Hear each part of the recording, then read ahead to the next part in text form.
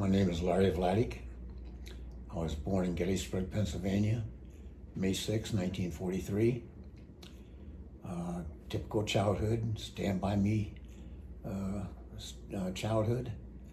I think that the military was always in my future. All my heroes have been military people. My great-grandfather, he fought in a much feared and very prestigious unit in the Union Army in the Civil War, and had a great uncle that was a drummer boy in the Civil War, and had two uncles that fought in the Pacific, in the Army in World War II, and one uncle who was in the Navy in the Pacific in World War II, and then a cousin who fought in Korea. And my dad was also a career military. So in my family, the military was kind of a thing you did. It was a rite of passage. And so that's how I ended up in the Army. When I was 17, I was a senior in high school, and I hated school. And so I just decided to join the Army. And so I joined the Army when I was 17. I enlisted February 20th of 1961. I went to Fort Jackson, South Carolina, took my basic infantry training, and then I went to Fort Leonard Wood, Missouri, to take advanced training, which was to operate heavy equipment, heavy construction equipment. And after graduating from heavy equipment school, I was sent to Fort Dix, New Jersey, to operate a crane in the coal yard at Fort Dix. And I did that for about 6 months, and then I was transferred to the 62nd Engineer Battalion, who was being sent to France to build runways and landing aprons for the Air Force at a place called Leon. And so I did that for about a year. And then I came back and spent the rest of my time at Fort Leonard Wood, Missouri. Fort Leonard Wood, Misery, as some people called it. Totally was miserable. And then I got out and got an honorable discharge in February 19th, 1964. And I hitchhiked around the country for a while. And then I ended up in Michigan, and I got a job at a summer camp on Lake Huron as a lifeguard. And I did that for my first summer there, and then I got a job with the Detroit Air Defense as a dog handler at a missile site. They had Nike missiles there, and I was a dog handler, a sentry dog handler. And I did that for about 2.5 years, and then the song "The Green Beret" came out, along with the book by Barry Sadler, "The Green Beret," and I just felt like I had to go to Nam and fight. I guess it was in my blood, and I also believed in the domino theory at the time.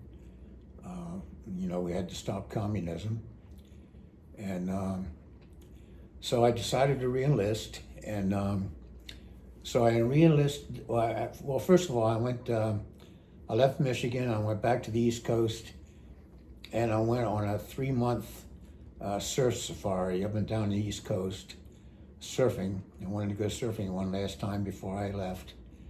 And then in January of '67, I re-enlisted, and well, at first I wanted to be I wanted to go into the Green Beret, and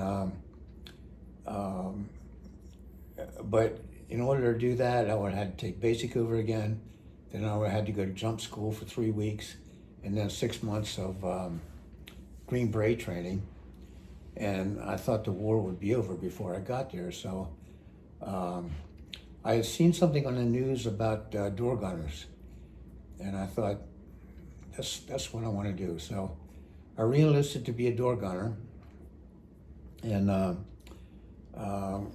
I left for Nam on April 4th. Yeah, I got to Nam on April 4th, 1967, and somewhere along the line, a clerk somewhere screwed up and put my MOS down as an MP, and which was so wrong. Not only did I not know anything about MP work, my first time in the Army taught me that MPs were no good, and I didn't like them one bit. I had no use for them. I definitely didn't want to be one. And but anyhow, I was sent to the first MP company in Zion, and I tried everything in the book to screw up. I was like Klinger and Mash. I tried everything to get me kicked out of the MPs, and I was in the CO's office just about every week, trying to get me into an infantry unit or into an aviation unit, because I did not want to be in the MPs. Putting on that damn MP armband just embarrassed the crap out of me. And so finally, in August of 1967, the end of August, I got my orders, and I reported into the Rebel Gunship Platoon and in Fuloy. And when I first reported in, they took me up in a helicopter, and they put the helicopter through all kinds of extreme maneuvers to see if they could make me sick. And then they pointed out some bomb and mortar craters with water in it for me to shoot at. And if I could hit the target, then I was in. So needless to say, I hit the targets, and we went back to Fuloy, landed, and then I was put on flight status as a rebel. But that did not make you a rebel. You weren't allowed to wear the rebel patch until you got until you proved yourself under fire, and then you had to go through the initiation. And the initiation was they would put a hot pepper in your mouth. It was supposed to be the hottest hot pepper in the world, and they would put the hot pepper in your mouth, and you'd have to start chewing it, and you just chew and chew and chew until everyone in the platoon gives you a thumbs up. And there's always someone to give you a thumbs down for some stupid reason. And so finally, I was able to. I got a thumbs up from everyone, and I was able to swallow the hot pepper. And then you had to chug a can of beer, and I did that. And then normally you get dunked in a 55-gallon drum of water with oil on top of it, but I lucked out. I didn't have to go. I didn't have to get dunked. So anyhow, after the initiation, I was awarded my patch, and that was one of the prouder days of my life. You know, I got to put that rebel patch on my left breast pocket, and I was now a rebel, and I was proud of it. I earned that patch. I proved myself.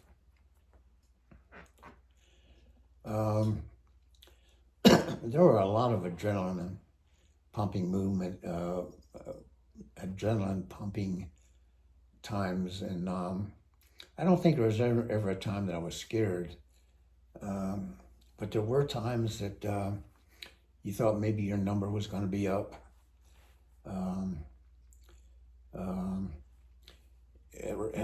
Being scrambled out through the flight line during a rocket and mortar attack on our base camp was always scary, because the VC and MVA would always try to uh, put mortars and rockets down our flight line to keep us from taking off. So running out through those rockets and mortars, that was adrenaline pumping, and most times everything just kind of went into slow motion until you were in your ship and lifted off. And there were some pretty good fights up around Bodup and Song Bay. There were special forces camps. I remember one in particular. The special forces camp was being overrun, I believe, and they scrambled us out to go up and help them. And when we got there, the first thing that happened is that the NVA opened up on us with quad 12-7 anti-aircraft guns, and we had tracers coming up on both sides of us, high and low, and it was, you had these golf ball sized red and green tracers coming up at you, and it was, that got the heart pumping. And I know the first time it happened, I opened up on it, and I was out of range, and I was shooting so high, just trying to lob my bullets into that anti-aircraft gun position, that if I would have aimed him any higher, I think I might have hit my own rotor blades. But I got him, and supposedly I got him, and he stopped firing, and then all night long that fight lasted, and we would expend our ammo, and then go to the nearest base camp and rearm and refuel, and then go back to the fight. And I remember, I believe it was the last sortie of the night.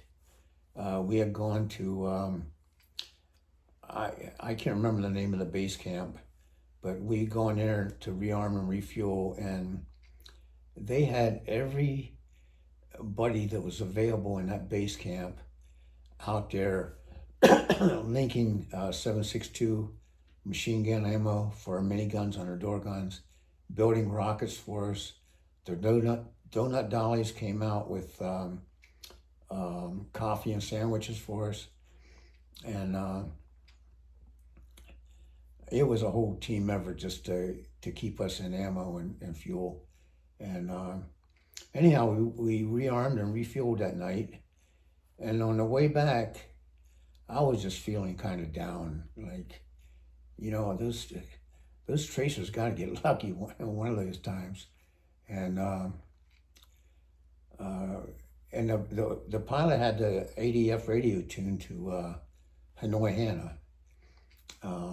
Armed Forces radio, they were just playing country music and polkas, and we didn't listen to that. But Hanoi Hannah, she was playing the good rock and roll music, and she played the theme song from The Good, Bad, and the Ugly. And when I heard that song, it was like, for something, it just lifted up my spirits, and I just thought, okay, maybe I'm going to die this time, but I'm going to take a whole lot of you mothers with me. And so so we went up, we expended our ammo, and then it started to get light, and the NVA went back into the holes, and we headed back to Fuloy. And so that was the end of that. And then, let's see, there was another time when, I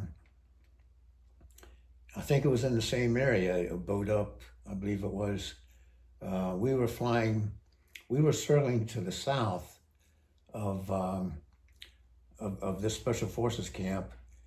We were waiting for the artillery to stop firing so that we could go in and start making our gun runs.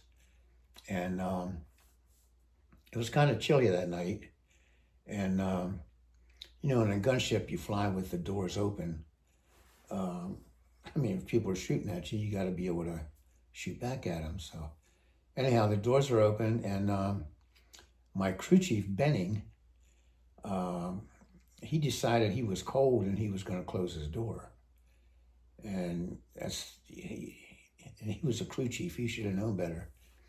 And anyhow, he closes. Well, if you're going to close the door in a helicopter, you tell the pilots they're going to slow down, and then the crew chief and the gunner are both going to close their doors at the same time. That's the way that's the way you're supposed to do it. But Benning, he didn't do that.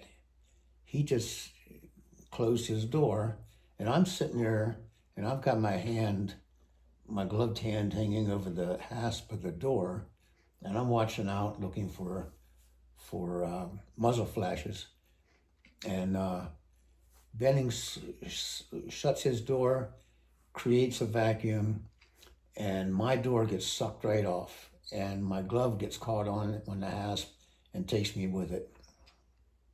And the next thing I remember was my left leg was between the rocket pods and the belly of the ship.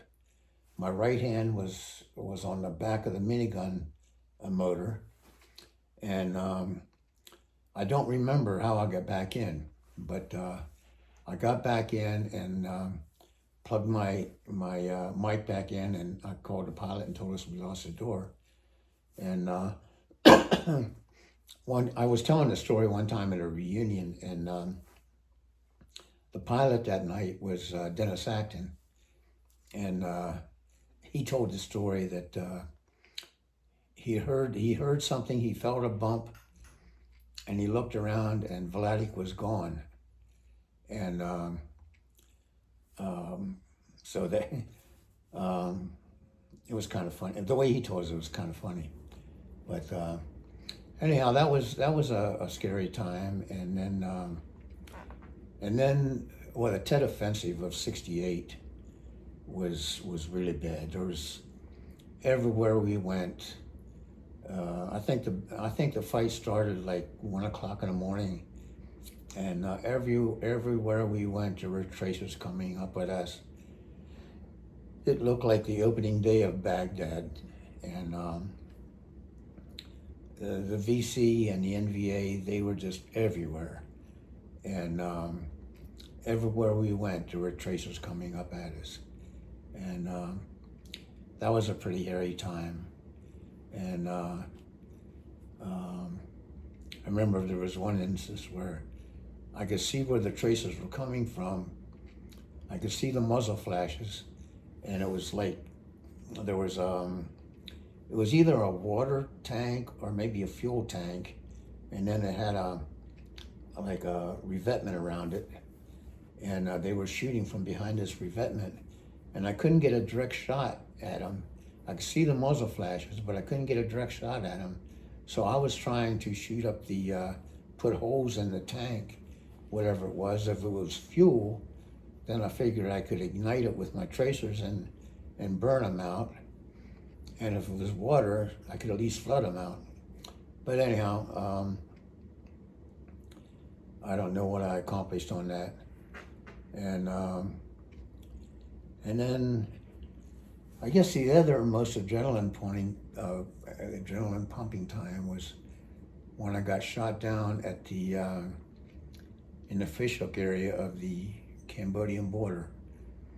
We were on a people sniffer mission. Now, a people sniffer it's a helicopter that has a machine in it that samples the air as they fly treetop over the jungle, and it detects urine, or it detects ammonia from human urine, and supposedly it could tell if there was someone there now or someone 24 hours ago. Anyhow, the people sniffer flies right at treetop, and then the gunship team covering him. You'll have the second ship, the one right behind him, is flying like 600, 700, 800 feet, and then the wing ship, he's up like 1,200 feet, and if the people sniffer detects someone, or if they get shot at, they'll pop smoke right away, and then we'll roll in and make gun runs on that smoke. And so this particular day, it was just kind of boring. We had a name for them. They were called Rat F missions. And it was just boring, and I was sitting back there throwing propaganda leaflets out, my own propaganda leaflets. And all of a sudden there was an explosion, and we started down. And the pilot went to release the rocket pods, and they wouldn't release. So I released mine with a screwdriver on my side, and my crew chief farmer didn't know how to do it. So I was about to go out his side and release, and they released on their own. So I was about to sit back down and get in the crash position, and we hit. And I was thrown out, and I guess the monkey strap around my waist, I guess that collapsed my lungs, because I remember just standing there gasping for air, and even today, just thinking about it makes me short of breath. But I was standing there gasping for air, and I finally got air in my lungs. And what I remember is kind of sketchy. I do remember they lowered, some helicopter came from somewhere, and the jungle was too thick to land in, so they lowered a jungle penetrator to take out my crew chief, who had a broken back. They took out the pilot. I don't know what his injuries were, and Mr. Dennis Acton, was, I guess he was a co-pilot that night. He said at a reunion later on, he said that he climbed up a rope into the rescue chopper, and then I was there by myself, and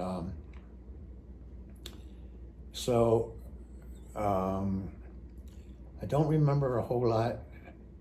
I do remember I had some of my machine gun ammo.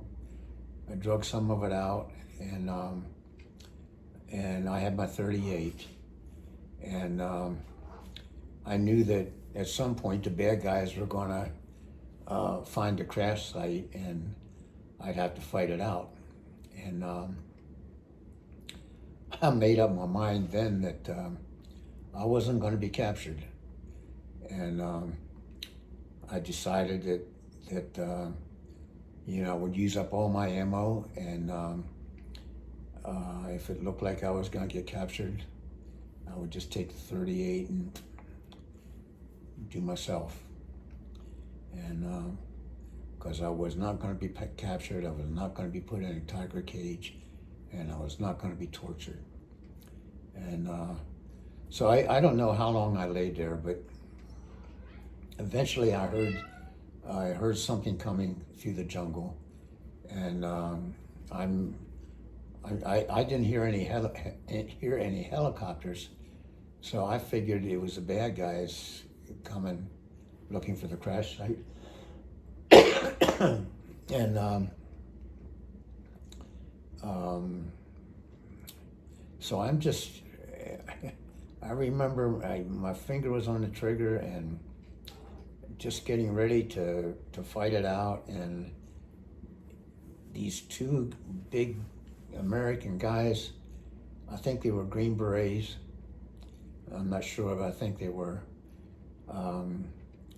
they broke through and they came and got me, and I remember arguing with them a little bit, because I needed to put thermite grenades on top of the miniguns and the radios so that and destroy them so that the enemy couldn't get it, couldn't use it. And I remember the two guys arguing with me. I couldn't do it, mainly because I didn't have any thermite grenades, and secondly because we had to get the heck out of there. And so they had one under each arm, and they were dragging me backwards, and I guess they drove me for about 50 yards, and to an area that didn't have any big tall trees in it. And the pilot the pilot in this rescue chopper, I hope he got a medal for this, because he cut his way into the jungle with his rotor blades and his tail rotor in order to land and let those guys out to come and rescue me. That took guts, and because if I wouldn't have got rescued, I was so deep into the jungle and so far away from friendly forces that there's no way in hell that I could have, even if I could have avoided all the enemy, I don't think I could have possibly survived the trek to the nearest friendly base camp. I don't even know how far it would have been, but I wouldn't have survived it. Between the bad guys, the tigers, the snakes, I would have probably been still laying there in the jungle somewhere as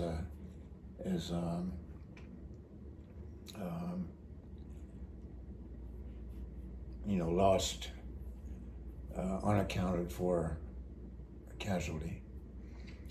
Anyhow, that was kind of scary, and a humorous thing to that story is the night before that happened, we were RON at a base camp somewhere. I think it might have been Conloy, and or maybe Lawton Inn. Anyhow, the Red Cross had set up a tent, and they were playing the movie The Dirty Dozen. And towards the end of that movie, one of the characters' names in that movie was Vladick. That was his movie name. And the name Vladick is a made-up name. My grandfather on my father's side made up that name when he came to this country, because the Czechoslovakian name was too hard to pronounce. So anyhow, this guy Vladick, he's going by, he's throwing grenades down the ventilation tubes to the bunkers where the Germans are hiding below, and he's supposed to pour gas down, and and everybody else is in the half track waiting for him to do his job, and then they're going to take off. Well, Vladick gets killed in that scene, and I took that as a bad omen. And so I remember the first thing that happened when I heard that explosion was Vladick getting killed in that movie, and that was on my mind. I thought, well, this is it. And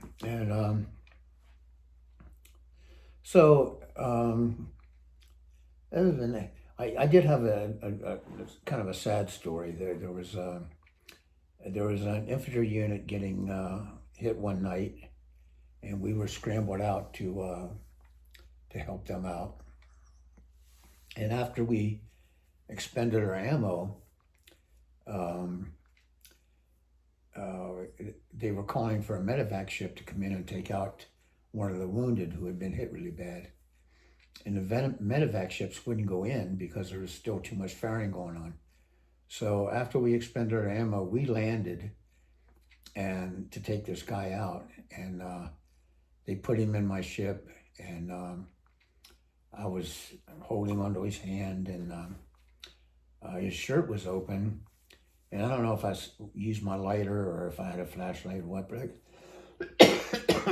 I could see tiny little slits all over his chest and his belly, but he wasn't bleeding, and he was, I had my helmet on and couldn't hear a whole lot, between the helmet and the rotor blades, but he was calling for his mom, and I was holding his hand and telling him that he was going to be okay. He was going to make it, because I didn't see any blood, so I thought he was going to make it. And but he did. He died, and he was squeezing my hand so hard, and yeah, he died, and that was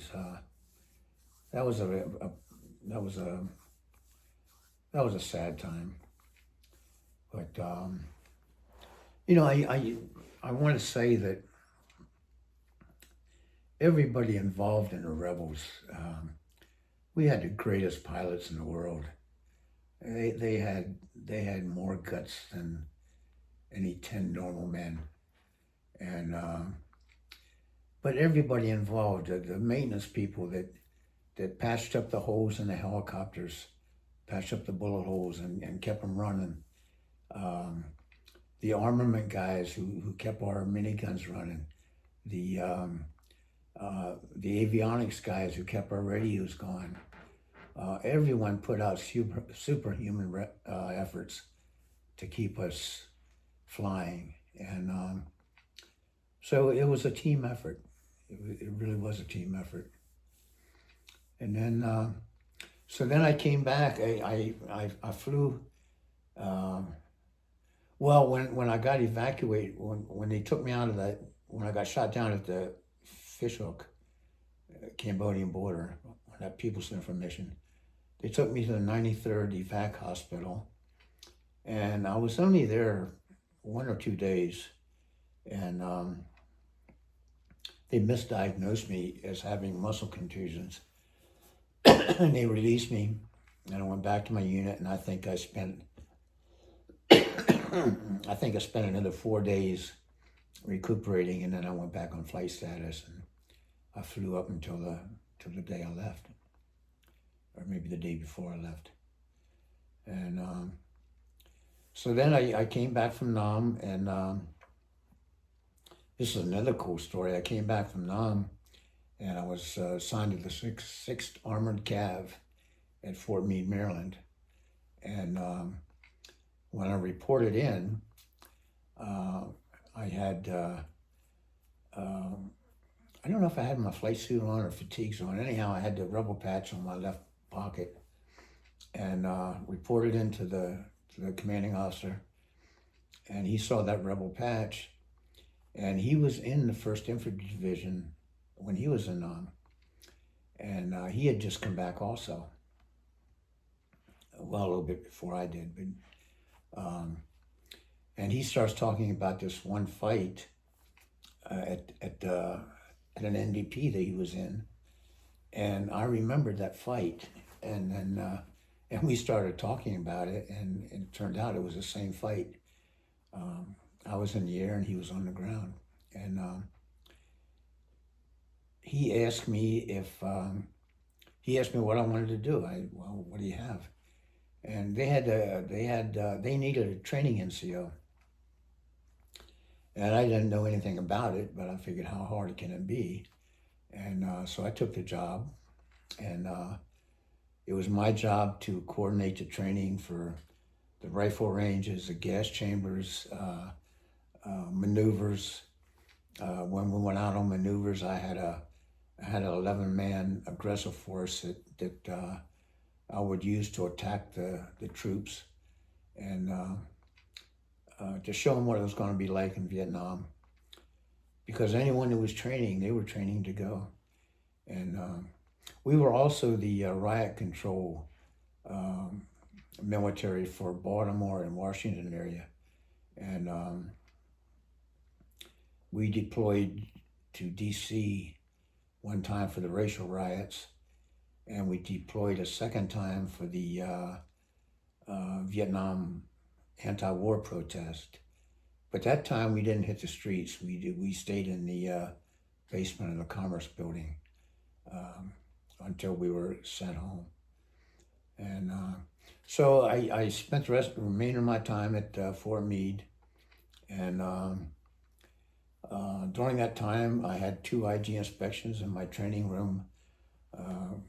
Got the best in the regiment for 2 IGs in a row. So that was a pretty good feather in my hat. And then I got out. I got discharged in January of 1970, and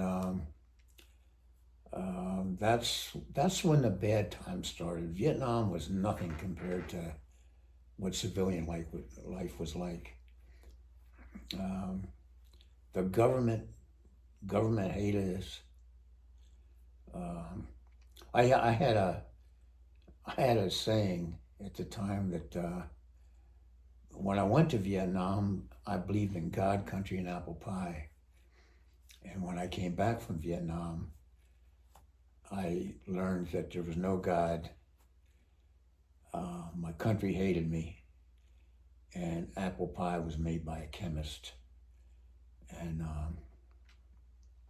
it was terrible. I mean, you would apply for work, and as soon as they found out you were a non-vet, the interview was over. So I finally ended up going on my own, self-employed most of the time. And I put myself through flight school as a maintenance and painting contractor. I formed my own company. And so I got my commercial pilot's license, fixed wing pilot's license. And in the summer, I would tow banners out of Ocean City Airport. And in the winter, I would do charter work out of Ocean City. And for a couple winters, I went to Miami in the winter and flew there, towed banners there in the winter. And but I didn't like, giving me up my apartment and all that stuff. So I ended up just staying in Ocean City year-round then. And I flew for 12 years, got bored with it, got into